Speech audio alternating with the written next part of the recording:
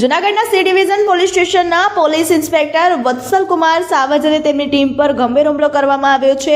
પાદરિયા ગામના શ્રી દ્વારકાધીશ ફાર્મમાં એક લગ્ન સમારંભમાં ફરાર આરોપી લખન મેરુ ચાવડાની ધરપકડ કરવા ગયેલી પોલીસ ટીમ પર લખન અને તેના 8 સાથીઓએ હુમલો કર્યો હતો।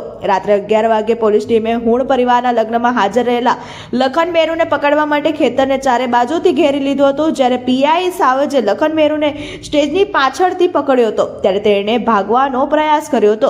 આ દરમિયાન લગ્નમાં હાજર લગભગ 8 લોકોએ પોલીસ ટીમને ઘેરી લીધી અને લખનને છોડાવવાની માંગ કરી હતી। આરોપીઓએ પીઆઈ સાવજ અને પોલીસ સ્ટાફ સાથે ઝપાઝપી કરી હતી। તેમને ખૂબ માર માર્યો હતો અને નીચે પછાડી દીધા હતા। હુમલામાં પીઆઈ સાવજની જમણી આંગળીમાં ઈજાઓ થઈ હતી। આ ઝપાઝપી દરમિયાન લખન મેરુ અને તેના સાથીઓ ભાગી જવામાં સફળ રહ્યા।